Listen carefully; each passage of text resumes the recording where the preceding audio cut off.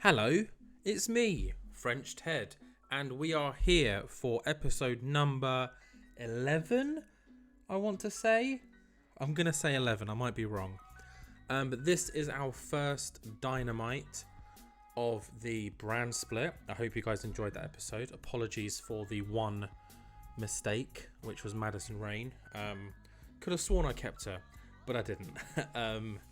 One thing I do want to announce, I'd say, not really a big deal, but because we lost Madison Rain, I brought Paige Van Zant back up from our developmental. I think she's in there.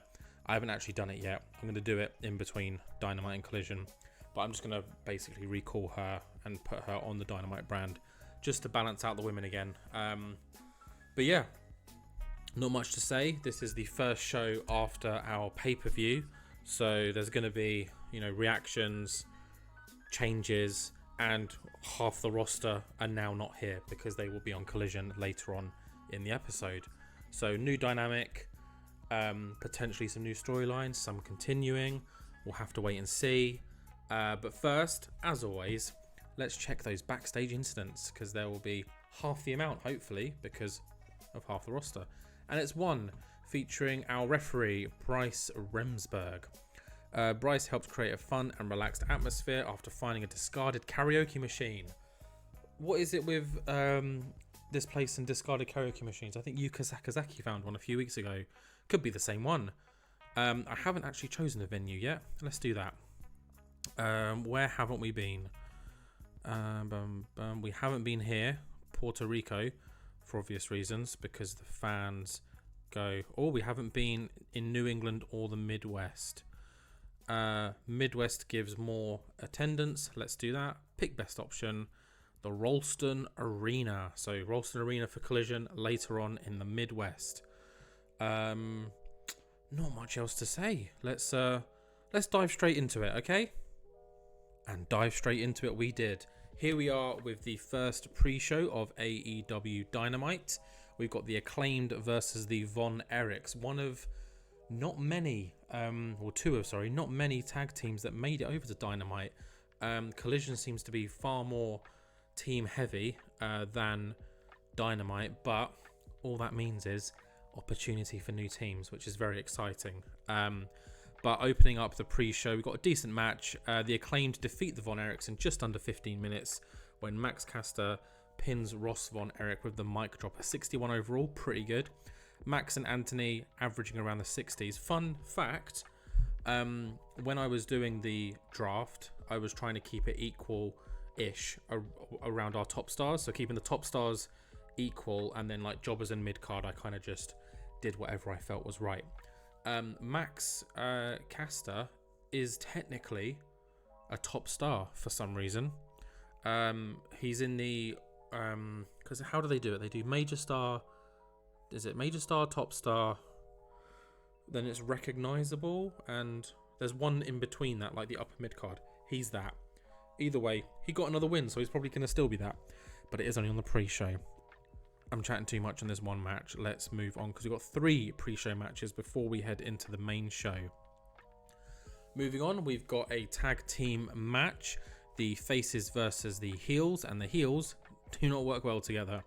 But they still managed to get the win. So in a terrible pre-show match, Julia Hart and the Bunny defeated Billy Starkz and Santana Garrett in 9 minutes when the Bunny, which I believe is her first in-ring match of the series, pins Billy Starkz with a sit-out facebuster.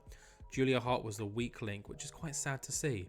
Billy Starkz, though, getting some good numbers, as well as the Bunny and Santana Garrett. 48 segment, nice.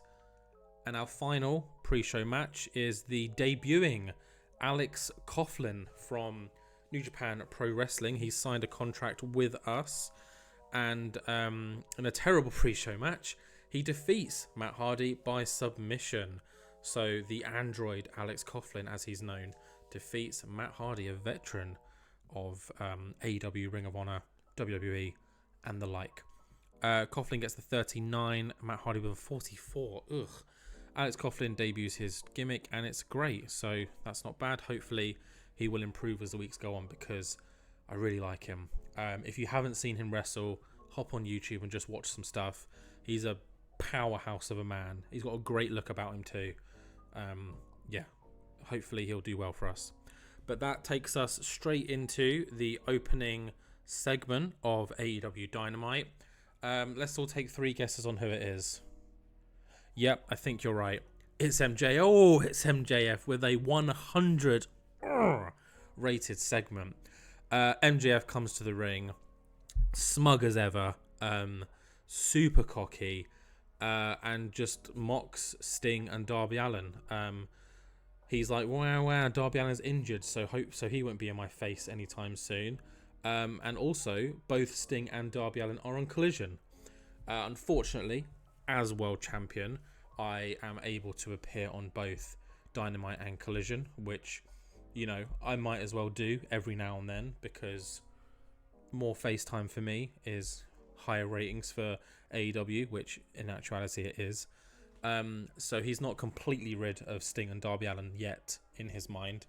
But yeah, great opening segment. You know, got the crowd in the palm of his hand, as he always does. I really enjoy that when we have super high rated segments, the announcing desk is suddenly shit because, you know, their ratings aren't as high as 100. But yeah, got the crowd hotter, off to a strong start. Still got that catchphrase. Someone, let me know what catchphrase it is. But yeah, it's just 10 minutes of bashing Sting and Darby, and they can't do anything because they're on Collision. So he's got no one to interrupt him. Just recapping what happened at Double or Nothing. Sting accidentally hit Darby Allin with his baseball bat and concussed him. So Darby Allin has actually been signed off and isn't allowed to hasn't been medically cleared to compete for, I believe it's 27 days.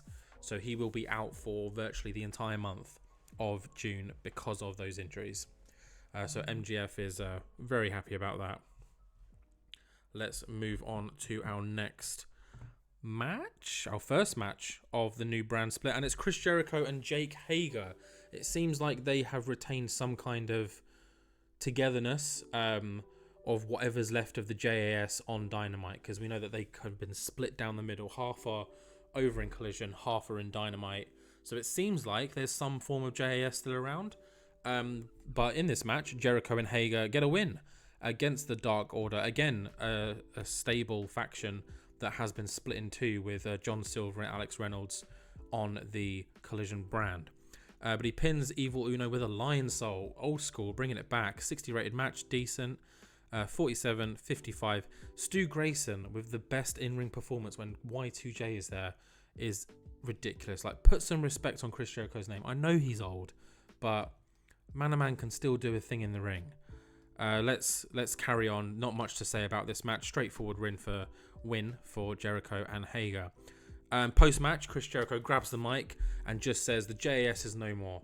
He's sick of disappointment. He's sick of having to be a leader. He's sick of, you know, always feeling like there needs to be a big Jericho-led faction. Like, he just wants to wrestle and enjoy his time in AEW.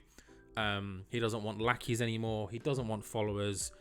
He just wants friends at the end of the day. And Jake Hager, he said, is his closest friend in AEW right now. He's been with me since day one. I've always seen him as an equal. I mean, you haven't, Jericho, but... So Jake Hager is stuck by Chris Jericho's side, and seems like they are just friends. They're not a faction. They're not stable. Just friends. All right, Chris. We'll see how that goes.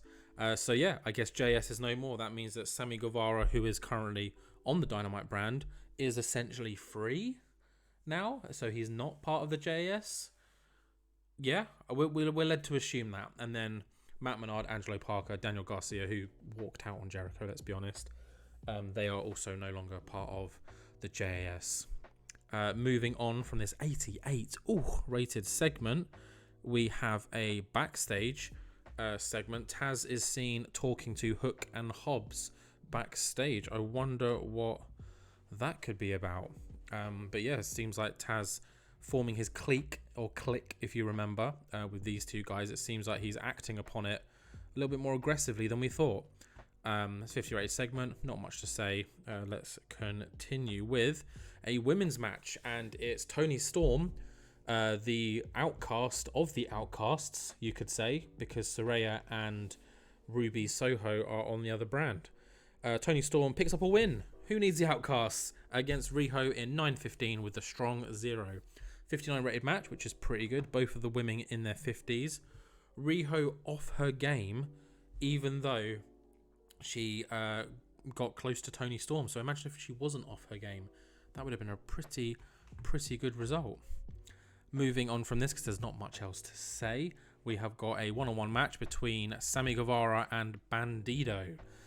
So in a bout that had good wrestling and a decent reaction from the crowd, Sammy Guevara defeats Bandido in 14:23 with the Go to Hell in a 70 rated match, which is very good. Sammy got a 69, and Bandido a 68, but there were at times when there was a lack of psychology on display. So if that wasn't an issue, who knows what that could have been. But yeah, we've got some 2 high flyers. Sammy seems to be reveling in the fact that he's no part of the JAS because, they couldn't catch a win while they were part of the JAS. And so far, Jake Hager's got a win. Sammy Guevara's got a win. I'm starting to think Jericho's leadership might have been the problem. Or maybe the fact that they had to be sports entertainers could have been the problem. But either way, great win for Sammy. Bandido, as always, putting in solid performances. We head backstage now, and we see that Jon Moxley confronts Bryan Danielson backstage. If we remember, the BCC did win at Double or Nothing. However, post-match, Bryan celebrated, in a way, with Adam Cole and Roderick Strong, shaking their hands and raising them as a sign of respect. And we heard him say, "I was wrong, you're not amateurs, you are both professional wrestlers." And I don't think Moxley was very happy with that. So he just confronts Bryan right now, just goes, "What the hell was that at Double or Nothing? Like, they didn't earn our respect. Like, you shouldn't be doing that. Like, they are amateurs, they're punks, we beat them." And Bryan says, "Yes, we may have beaten them, but they have earned our respect. They are professional athletes, they are professional wrestlers, and I'm sick of us just assuming the entire roster is amateurs when, there are people on this roster that might be more talented than us, might be more talented than you." And Moxie's like, "What'd you say, boy?" And Claudio and Wheeler kind of just get between him, is like, hey, well, calm down. And they kind of just, breathe heavily, and they just push through it. Moxie goes one way, Bryan goes the other way. Claudio and Wheeler are left in the middle like, okay. So a little bit of tension in the BCC. Bryan Danielson shows some respect. Moxie doesn't like it. So yeah, we'll have to see what happens here. Because, if the BCC are going to be successful, as they have been, they need to stick together and be on the same page. So yeah, interesting stuff. We head back to the ring now, and we see Christian, the smug little prick, is holding the belt over his shoulder, and obviously followed closely by Luchasaurus. And Christian decides that the belt is going to remain active, of which the crowd are very happy about. It's another belt to defend, add prestige to. However, he's adding his own rules and stipulations behind the FTW World Championship. And the main and most important rule being that if you want to have a match for the FTW World Championship, you have to defeat Luchasaurus. And if you can't beat Luchasaurus, you don't get a shot at my belt. Simple as. So basically, you have to go through his second in command, to get to the king, in a way. And Christian says, and that starts now, effective immediately. If anyone thinks they can take this title away from me, come out now and Luchasaurus will put you in your place. And it doesn't take long before someone does answer that call. And it's Brian Cage. And in a decent match, Luchasaurus defeats Brian Cage in 8 minutes, not a very long match, by pinfall with the Betrayal. 62 rated match overall, pretty good. This basically means that Brian Cage doesn't get a shot at Christian's belt. So, one down. I'm sure many to go for Luchasaurus to defeat in order to protect his boss, shall we say, Christian Cage. Luchasaurus with a 54, Brian Cage with a 60. Nice and easy. Moving on, we have a backstage interview with Renee Paquette talking to Adam Page, just kind of asking his thoughts on the draft, where he sees himself, the opportunities that may be ahead of him. And he kind of says in the nicest of ways, he's like, look, I love Kenny, I love the Bucks. Ricky's a great talent, but like, I'm kind of relieved that they're all on Collision and I'm here on Wednesday Night Dynamite, because it was a little chaotic, it was a little messy, and I wasn't even sure if I wanted to be part of the Elite. I kind of just ended up there, and on this show they've kind of answered that question for me. I get to be my own guy, I get to be, you know, the solo cowboy. I can't remember what he used to call himself, but we are just gonna do my thing and focus on myself. So yeah, rambled a little bit there, but you know what I meant. So Adam Page, looking forward to just being the Lone Ranger, whatever he wants to call himself, and just has his sights set on success, with no distractions, which in his eyes was Kenny, the Bucks, Don Callis, and Ricky Starks. So nice 86. I said a couple of weeks ago we need to get Adam Page on the mic more because he's so good and he's proved it there. So well done, my boy. Following this, we're back to the ring with an interesting setup. We've got some DJ equipment. We've got some turntables, speakers, a few laser lights. I don't know if you guys have been active on AEW's Twitter lately, or Apple Music or Spotify, but Jamie Hayter has dabbled in a little bit of DJing and mixing, and she's presenting her Hayter Rave tonight in celebration of defeating the Outcasts. So she's up there all on her own, celebrating all of her stuff, and the Hayter Rave is cut short because Britt Baker and Hikaru Shida attack Jamie Hayter from behind. They pummel her down, they kick her to the curb. I don't know, they throw the turntables on her. And as I'm saying this, I realise that I didn't book an angle where they turn heel. So I'll book a segment next week where they turn heel. But let's pretend they turned heel. So Britt Baker, Hikaru Shida seem to be fed up with Jamie Hayter for some reason. I'm not too sure why, you know, let's just look in the last few weeks as to why they might be a little bit annoyed with Jamie Hayter. But, yeah, they just kicked her head in and just left her there high and dry. Hayter Rave cut short by Dr. Britt Baker. Britt Baker's hard to say. Britt Baker and Hikaru Shida. 64 rated segment, and the Don't Be a Hater storyline has gained a little bit of heat. So, yeah, shocking things. Who'd have thought that Britt would be turning on Jamie? And teaming with Hikaru, I guess. I mean, not me. So it seems like Jamie's got a few more haters to add to her list. The Outcasts, Britt Baker, and now Hikaru Shida as well. Damn. This takes us to our main event, which is kind of a little marquee match. Something I thought would be fun, and I would love to see in real life for them for these two teams just go all out. We've got the Lucha Brothers versus La Facción Ingobernables, which is Andrade and Rush. Oh, 80 rated. I will take that, my boy. Love that. Really happy about that. In a bout that had great wrestling and a decent reaction from the crowd, the Lucha Brothers defeat Andrade El Idolo and Rush in 13:35 when Rey Fenix pins Rush with an assisted Fear Factor. In terms of ring work, of course Rey Fenix was head and shoulders above everyone else, because for some reason he always is. Penta with a 75, lovely. Phoenix with an 85, or even more lovely. Rush with a 69, nice. And Andrade with a 71, very good. They got the chemistry bonuses, Rey Fenix's new move. Alex Abrahantes is good. Obviously Lucha Brothers without Pac now, so Death Triangle is dead. And yeah, Andrade and Rush performing really well too. I wish that they had some team chemistry, but well. 80 rating. This has been a pretty good Dynamite, let's be honest. Let's see how well we did. Fuck me. 85. An 85. Everyone. Jesus. I'm very excited for further brand split events now. If this is the kind of thing that we can pull out of our arse each week. But yeah, fantastic show. It kind of feels like a cultural reset of some sorts, because, you know, Chris and Jake are just mates now. The JS is no more.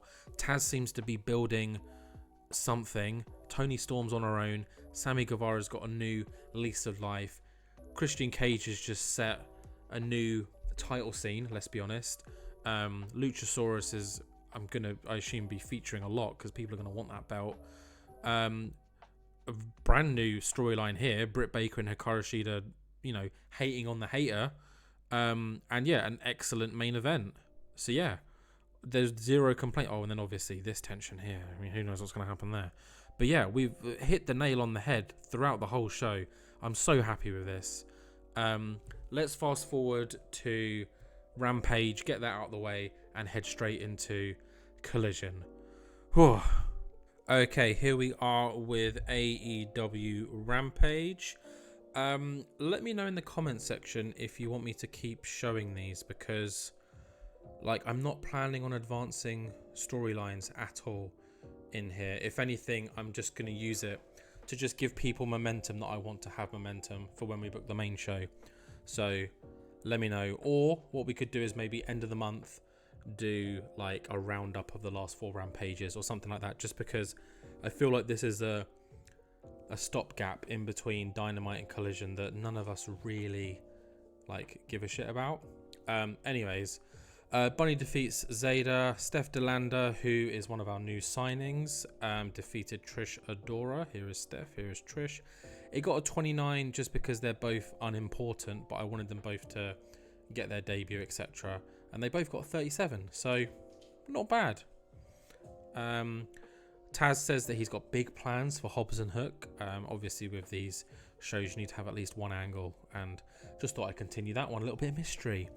Lance Archer gets a big ol' win over Evil Uno, and then 2.0, which is Angelo Parker and Matt Menard. Now they are separated from the JAS. They have returned to their old tag team name, which was 2.0. Defeat Pretty Picture in the main event, which is Cesar Bononi and Peter Avalon. Cool. Super exciting Rampage. And we're going to jump straight into AEW Collision. Okay. So we jumped straight into Collision because there wasn't any backstage incidents. I kind of realised how blunt that was. But yeah, there was no backstage incidents. Same place as Ralston Arena. I feel like we don't need to go over those things. So when I say the arena in Dynamite from now on, just assume Collision's in the same place, because it will be. But we open AEW Saturday Night Collision. Got a little graphic for it. I know it's not the official one. Couldn't find a decent one online. Will update as and when. We've got Sky Blue and Anna Jay. Interesting little partnership here. Facing Diamante and Layla Hirsch. Terrible pre-show match. Sky Blue and Anna Jay get a win. So once again, someone from the JAS getting a win without Jericho. Seems like he was the problem. But yeah, Diamante and Layla Hirsch put in a decent performance, to be fair. 50 from Layla Hirsch. Okay. And a 39 from Diamante, 36 from Sky Blue, and 40 from Anna Jay. Not bad, not bad, not bad at all. Moving on to our next segment, which is another debut. TJ Perkins has signed, as you saw from the draft episode 2 Collision, and starts in a pre-show match against AR Fox, getting a 59, which is pretty good. TJ gets a 56, AR Fox a 58, and TJ has debuted his Degenerate gimmick, and it's got an initial rating of very good, so that's nice to see. As long as the gimmicks aren't bad, you can kind of build from that. So far so good with all of our gimmicks. But this is the final pre-show match. Let's head straight into AEW Collision, the first post-brand show. And of course, who else is going to open it but the big announcement that CM Punk was returning and he was heading to Collision. So his music hits, look in my eyes and you see a cult of personality, because he owns that song now. Let's be honest, that's a tune and a half. If you didn't have that playing on your phone or your iPod back in day, who the fuck were you?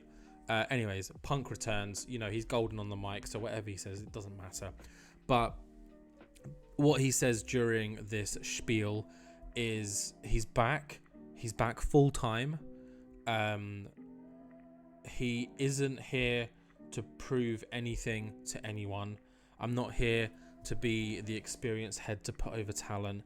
I'm not here because I dream of being the AEW World Champion again. I'm not here to shut MJF's mouth, which someone should do, by the way. I'm simply here to prove to all of you and to myself that I'm still the best in the world.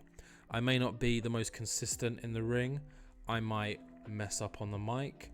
I might not be able to go 35, 40 minutes or an hour like some people on the roster, but I'm still the best in the world, no doubt. And just as he's about to carry on this 100 rated segment, he gets interrupted. And who by? That bastard, Pac. So Pac comes out. Obviously, the crowd are booing. They're like, "No, we want to hear more from Punk." And Pac basically just says, "You think you're hot stuff, right? Like, you just come back and you expect all of us to believe that you're the best in the world. Like, that gimmick's over, boy. Like, you're on collision ground now. You're on my ground. This is going to be my brand. So how about you put that best in the world money where your mouth is? Me, you, tonight."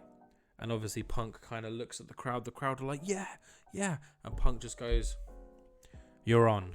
So main event tonight, CM Punk in his returning match against Pac, who has been recently separated from his Death Triangle babies. 67 rated. I thought Pac was better on the mic, not gonna lie. Apparently not. But let's carry on and head straight into our opening match. But first, the competitors of that match have a little explaining to do. And of course, it is Bullet Club Gold with their newest member, Keith Lee. Yeah, I know. I didn't see that coming. I mean, I did. I booked it, but you know. And Jay White kind of comes out. There's boos. Everyone's booing Keith Lee. But there's also a big kind of groundswell of support because, holy shit, this is an interesting team. Jay White kind of grabs the mic and just says, "Hypocrite, am I right? I mean, since my debut in AEW, all I've wanted to do was get rid of the old people that are slowing us down. The old people that have had their time and not done much with it. And since then, we've had a few announcements of retiring from said old people, and we've also had a bunch be released thanks to this shake-up." And gives a little nod to Tony Khan. Thanks TK. But I just thought I'd quickly explain why I'm stood here with Keith Lee and Rockhard Juice Robinson. It's simple. When you're offered the opportunity to include a monster in your team, like Keith Lee, you don't say no. And then Jay White just drops the mic. They all kind of hit their little gun symbols together, and the music plays for their opponents, which are Reynolds and Silver, unfortunately for them. So in a decent match, Bullet Club Gold, aka Jay White and Keith Lee, defeat Reynolds and Silver when Jay White pins Reynolds with the Blade Runner. So Keith Lee got a 66, Jay White with a 68, decent. John Silver and Alex Reynolds got a 57 and a 48 respectively. 67 rated match. That's pretty good, to be fair. Hopefully Keith Lee and Jay White can form a really solid partnership, because this is something I'm probably going to look to push and potentially grow, because Bullet Club Gold is, as you know, they're an Bullet Club itself is ever expanding. So we'll see what happens here, but no interruptions, no sign of Dustin. That's because Manamans is still nursing his injuries from Double or Nothing. He's old, bless him. He needs to rest up, you know.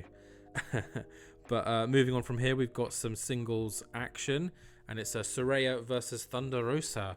And in another decent match, Saraya defeats Thunder Rosa in 9 minutes and 9 seconds with the Rib Cracker. Oh, that sounds nasty. 63 rated match. I'll take that. That's very good.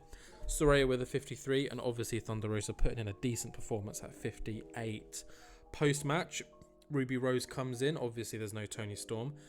Passes the mic to Saraya, who basically says, all you girlies out there on the Collision roster, all those maybe yet to sign, we like our company. However, we think that the Outcasts work better as a trio. So, just so you know, we're looking for a new team member. Sorry, Tony. So yeah, it looks like the Outcasts are looking to grow further. Tony Storm is, as we know, on AEW Dynamite. And Saraya and Soho don't really like being a twosome. They want to get that three-way action back. So they've made an open call, I guess, an open audition, you could say.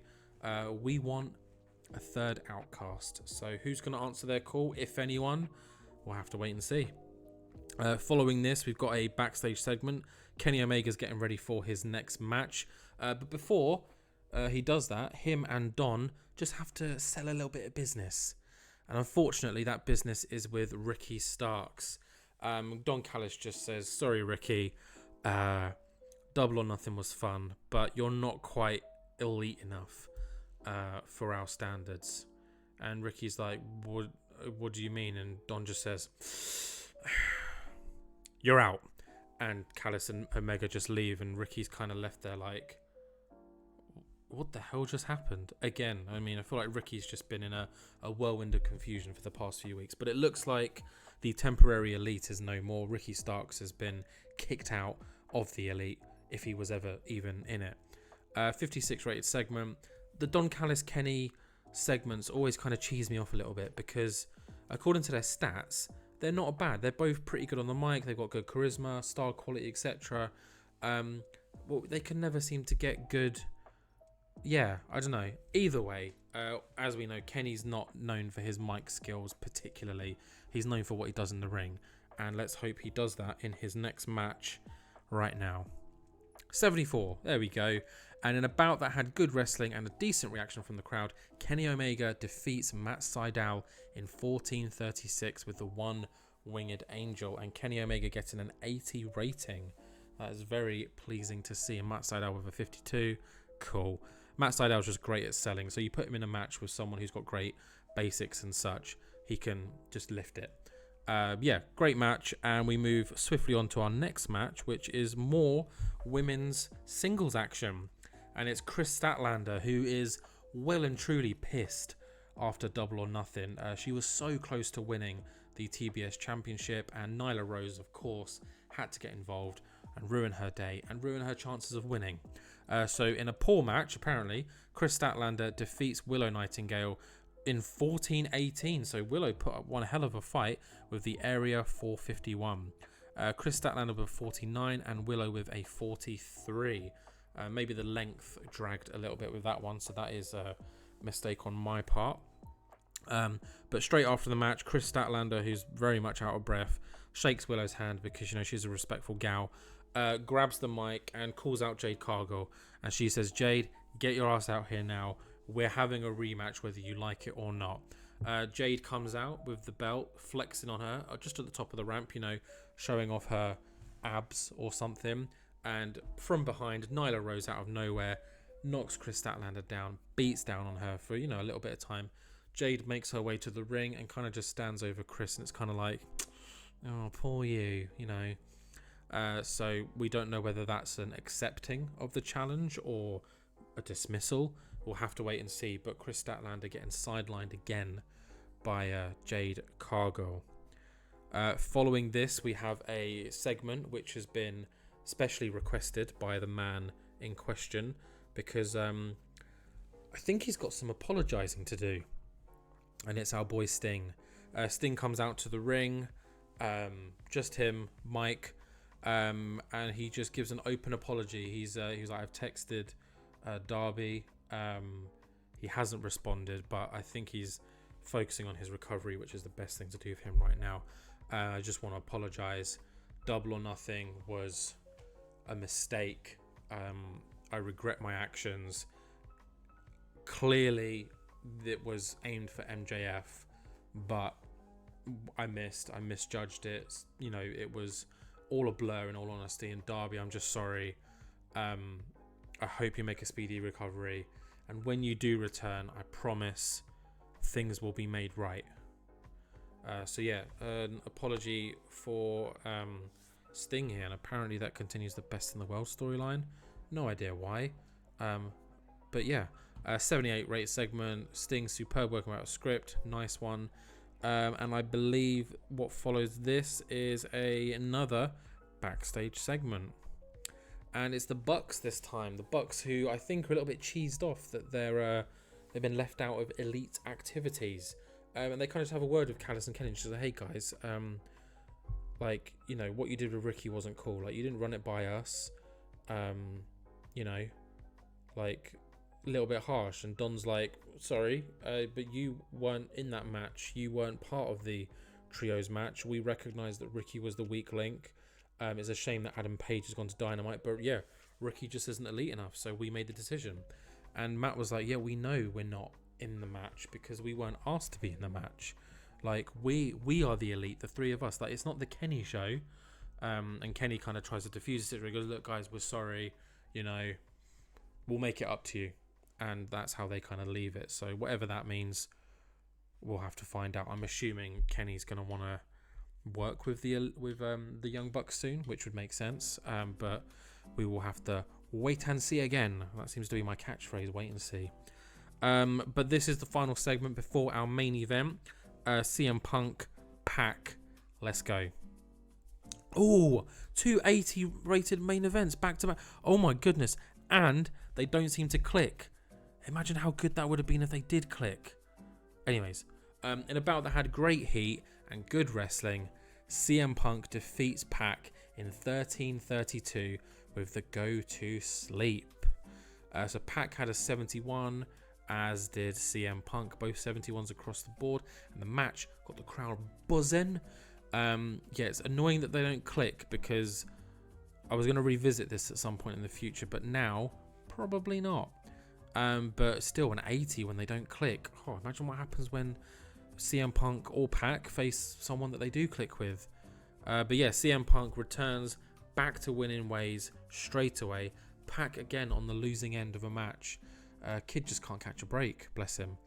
That wraps up AEW Collision. However, we have a special post-show internet exclusive match, which is our new signing to Collision. You all know who it is. Mercedes Moné. So in a post-match segment, Mercedes Moné makes a spectacular off-TV entrance. This is an internet exclusive match streaming on AEW's YouTube channel right now. And she will be defending her IWGP Women's Championship. Performance was good, lack of anything interesting, whatever. Illustrating her great because she is the boss. And in that match, she faces Ruby Soho. So in a decent post-show match, Mercedes Moné defeats Ruby Soho in 15 minutes with the bank statement. I'm not too sure if it's called that anymore. Isn't it called like the Moné Maker or something? I don't know. Makes defense number 3 of her IWGP Women's title. So the IWGP Women's title is an alliance belt within the Forbidden Door, so we're allowed to kind of borrow it whenever we want. And now that we've got Mercedes Moné on our roster, we can bring that belt in as and whenever we want. But it is not officially recognised by AEW though. So if Mercedes Moné wants to go for the AEW Women's World or the TBS title, feel free. She can be double belts Moné. But yeah, 64 from Moné, which is great. We love to see a woman in the 60s or above. And Ruby Soho 52, decent, 44 overall. Honestly, wasn't expecting much. I just wanted to squeeze Moné on the card because she accepted the contract Friday. But yeah, that ends our show. Let's see how we did. 84. Oh, wow. Okay. I love that. So this is easily our best episode so far. 85, 84. Why didn't we do the brand split sooner? But yeah, great showing from both sides. I think there were more story-driven elements to Dynamite.